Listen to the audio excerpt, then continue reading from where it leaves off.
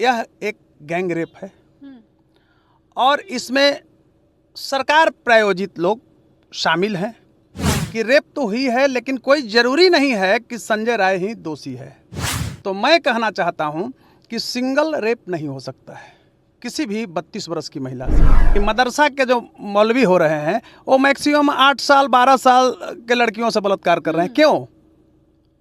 वो काम वासना नहीं है, वो हवसी है, एक साइको है उनको। नमस्कार, आप देख रहे हैं आगाज फर्स्ट न्यूज और मैं हूं आपके साथ करुणा तिवारी। कोलकाता रेप केस जो एक ट्रेनी डॉक्टर के साथ होता है, कई ऐसे वकील सामने निकल कर आ रहे हैं जिनका कहना है कि ये रेप हुआ ही नहीं है, किसी एक आदमी का किया हुआ नहीं है। साथ में बहुत तरह के वो सवाल भी उठा रहे हैं। इस विषय पर चर्चा करेंगे। पटना जाने माने इस वक्त हमारे साथ पटना हाई कोर्ट के अधिवक्ता है कौशलेंद्र नारायण जी। सबसे पहले आपका बहुत बहुत स्वागत है कौशलेंद्र जी। धन्यवाद। बहुत सारे रेप केस जो अभी हुआ है, मुजफ्फरपुर में भी हुआ और यहाँ पर भी कोलकाता में भी हुआ, उत्तराखंड में भी पाया गया। ऐसा कहा जा रहा है कि जो कोलकाता में हुआ उसमें रेप नहीं हुआ है। देखिए, मैं आपको बताना चाहता हूँ, कलकत्ता में जो हुआ उसमें रेप नहीं हुआ, यह एक अतिशयोक्ति है। रेप तो हुआ है। रही बात कि उसमें दोषी कौन है, तो उसमें वो राय को जो गिरफ्तार किया गया है, हो सकता है राय नहीं रहे, एक संपोषित गैंग के द्वारा किया गया है, सामूहिक मतलब किया गया है, गैंग रेप इसको कहिए, गैंग रेप किया गया है। तो क्योंकि देखिए, एक दो सवाल उठता है, जो जिस तरह से रिपोर्ट पुलिस की आई है, मीडिया में छनकर जो खबरें आ रही हैं, इसलिए कि वो कलकत्ता का मामला है, हम पटना हाई कोर्ट में हैं, हमारे पास वो मामला बहुत माने करीब से नहीं आया है। लेकिन बीइंग ए लॉयर, क्रिमिनल मामले को देखता हूँ, तो यह जरूर है कि रेप तो हुई है, लेकिन कोई ज़रूरी नहीं है कि संजय राय ही दोषी है। क्योंकि देखिए, सबसे पहले इस चीज़ को मानिए कि वह लड़की नहीं है, ठीक है, जो भी उम्र है उसके हिसाब से हम लोग जो सामाजिक एक मानता है उसके तरह वह महिला है। 32 साल उसकी उम्र है, 30-32, 31 साल। हाँ हुआ, 30 के पार कर रहे हैं, तो आप लड़की नहीं रह गए। लड़की जनरल माना जाता है 20-22 साल तक, 23 साल तक, तो वह महिला है। तो आप ये समझिएगा कि महिला से कोई सिंगल व्यक्ति रेप नहीं कर सकता है।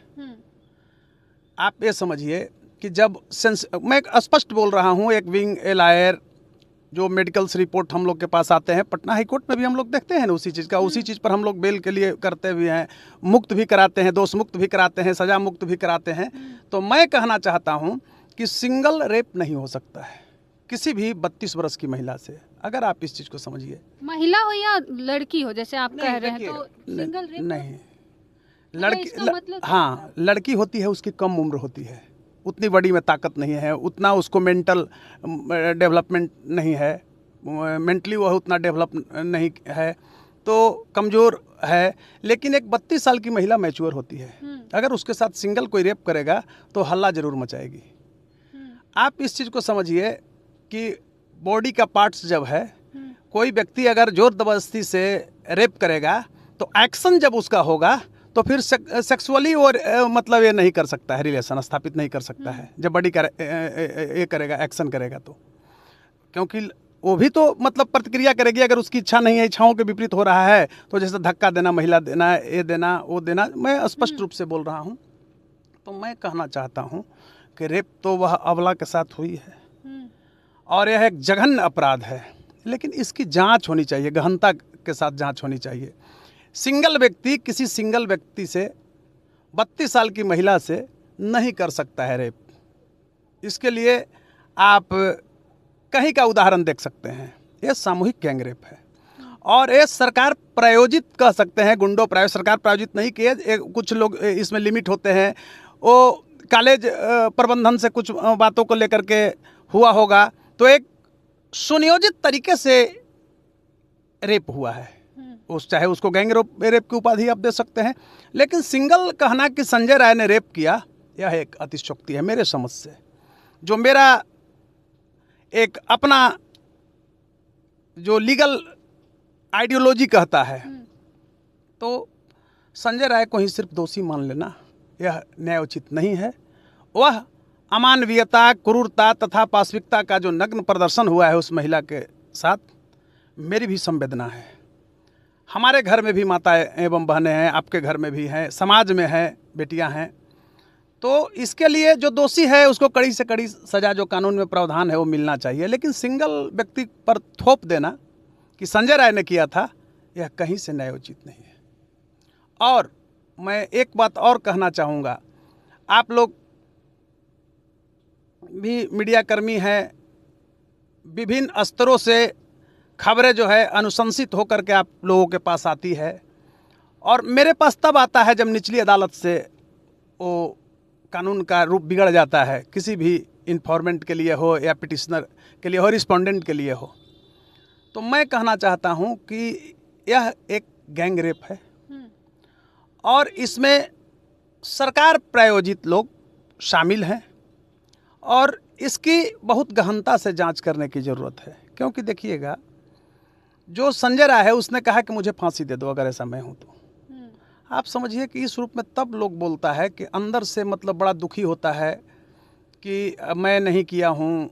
और लेकिन संजय राय के खिलाफ बहुत सारे ऐसे भी केसेस पाए गए हैं कि वो रेड लाइट एरिया में भी उनके खिलाफ केसेस हुए हैं कि जो सेक्स वर्कर है उनके खिलाफ कि सेक्स वर्कर के साथ वो रेप कर चुके हैं। आप एक चीज़ मानिए, ऐसा तो आपसे सुन रहे हैं, मैं मानता हूँ, लेकिन मैं जो देखा हूँ अखबारों के द्वारा पता चला है कि जिस दिन रेप की घटना हुई है संजय राय उस दिन रेड लाइट एरिया में गया है। ये सत्य है, अगर अखबार सही कहती है, वहाँ के जो रिपोर्टर्स अगर सही कहते हैं, आपके जैसे लोग ही पत्रकार वहाँ हैं, अगर उनकी खबरें सत्य है तो सत्य मैं मानता हूँ।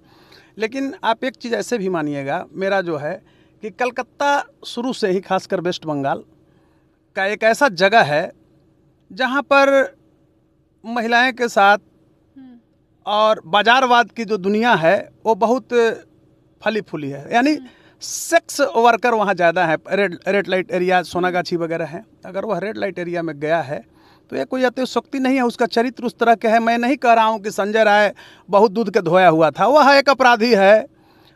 लेकिन पूर्ण रूपेण यह कहना, वो रेपिस्ट भी हो सकता है, मैं नहीं कह रहा हूँ, उस गैंगरेप में शामिल हो सकता है, लेकिन पूर्ण रूपेण यह कहना कि संजय राय ही ने ही रेप किया, इस पर हम सवाल उठा रहे हैं। मतलब उसमें और भी लोग हो सकते हैं। मेरा यही कहना है, मेरा जो मतलब एक लीगल अपनी आइडियोलॉजी है, लीगल जो तर्क है मेरा यही है कि वो सरकार प्रायोजित एक गैंगरेप है, उसमें और कई लोग शामिल हैं और उनको जो भी वैज्ञानिक अनुसंधान होता है, खासकर जो साक्ष्य है, एविडेंस है, उसके अनुसार जांच होनी चाहिए और दोषियों को कड़ी से कड़ी सजा मिलनी चाहिए। अच्छा, कई तरह के सवाल उस लड़की पे भी लोग उठा रहा है कि मतलब उसके रिपोर्ट में भी आया कि 150 ग्राम सीमेंट पाया गया है।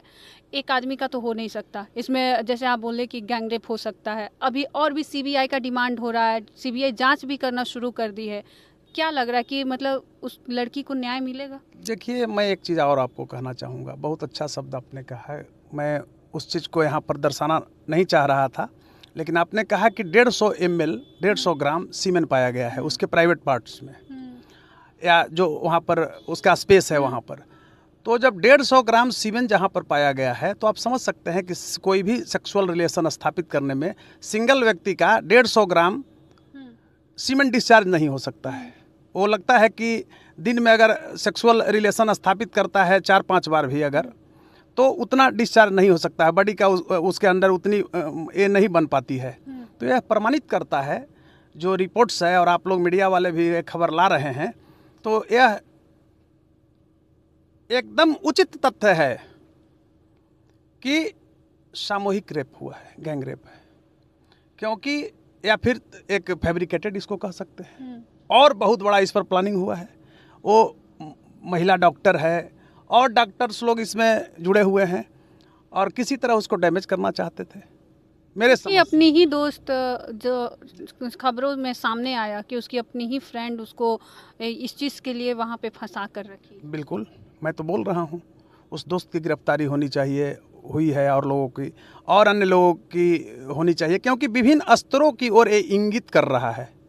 एक विषय सब्जेक्ट मैटर संजय राय अब नहीं रह गए हैं, एक गैंग रेप है, तो कई बिंदुओं से मतलब यह परिभाषित हो रही है यह रेप।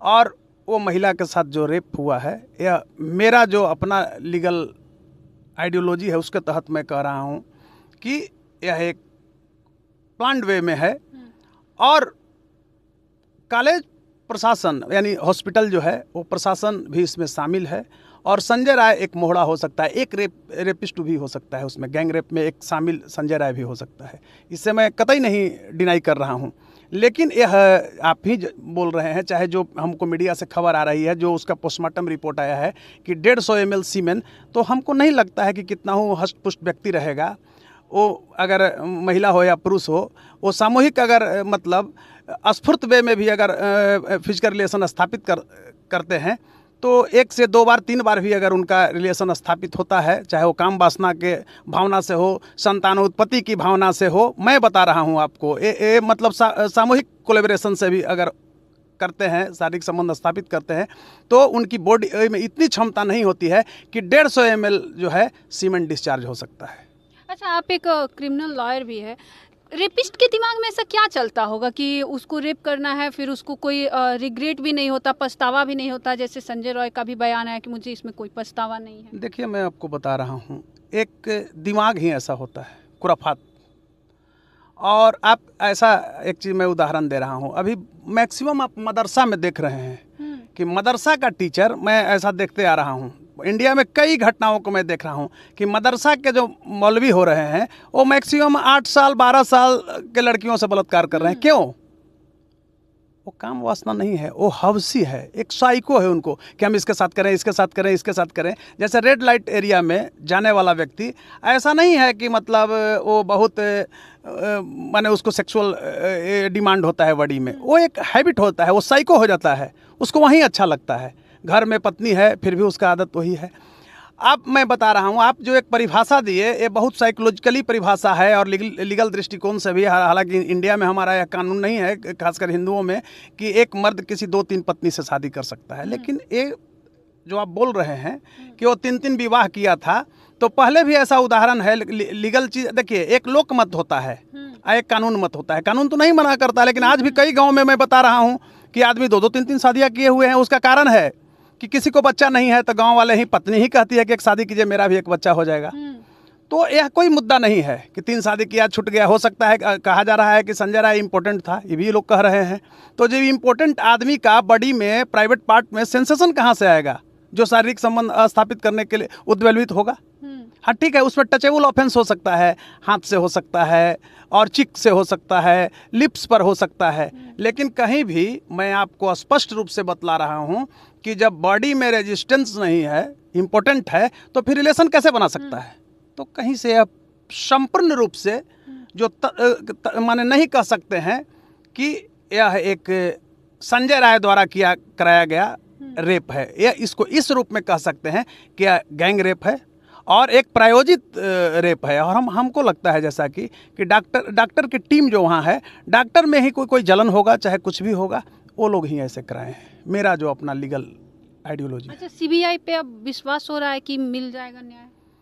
जरूर, अगर सीबीआई अगर तथ्यों को, लेकिन देखिए, मैं एक चीज़ आपको स्पष्ट रूप से बता रहा हूँ, आप बिहार के परिदृश्य में ही देख लीजिए, चाहे कहीं के अभी आप एक देखिए कि कोई भी मुद्दा, बिहार में भी 5-7 घटनाएं हुए कि सीबीआई किसी निष्कर्ष पर आज तक पहुँची है?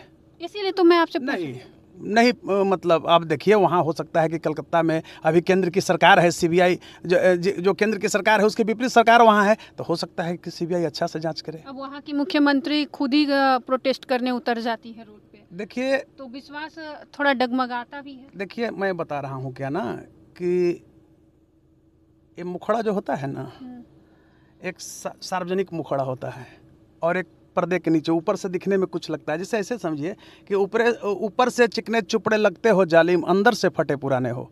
तो ऊपर का चेहरा अंदर का चेहरा में अंतर होता है। पॉलिटिकल पर्सन्स में ज़्यादा मिलते हैं, लेकिन मैं लीगल बात कर रहा हूँ।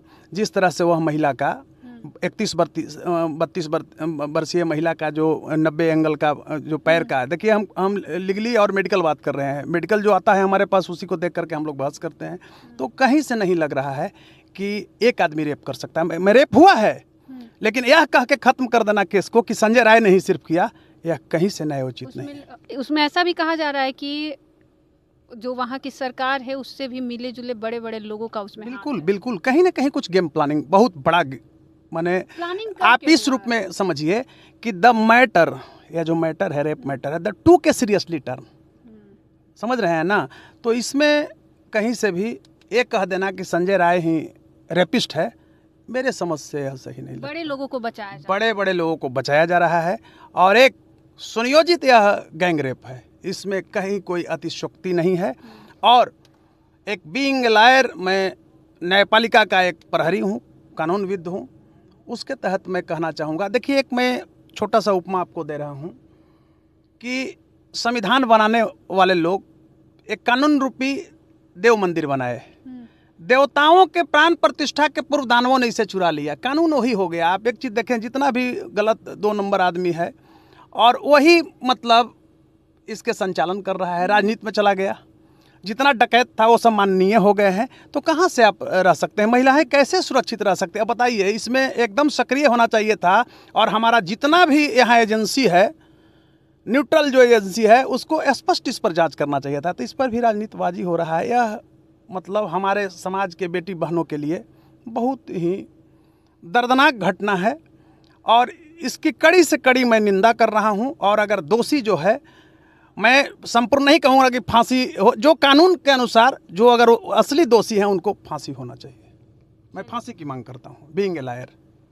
तो चलिए, देखिए, जो गैंगरेप हुआ है कोलकाता में, वो किसी एक व्यक्ति का किया हुआ नहीं है, क्योंकि ये गैंगरेप है, कहीं ना कहीं बड़े बड़े लोगों का भी इसमें हाथ है और उसे बचाया जा रहा है। आपको याद होगा कि ममता बनर्जी भी रोड पे प्रोटेस्ट करने आ गई थी। आखिर किसके खिलाफ? ये सवाल पूरे देश भर में उठा था कि क्या वो खुद के खिलाफ ही, अपने कानून के व्यवस्था के खिलाफ वो सवाल उठा रही है कि वो उनको अपने पे ही भरोसा नहीं है। जनता किसके लिए प्रोटेस्ट करती है? सरकार के खिलाफ, कि सरकार ने कोई भी कानून व्यवस्था में सुधार नहीं किया। लेकिन ममता बनर्जी अपने ही खिलाफ वो प्रोटेस्ट करने उतर गई।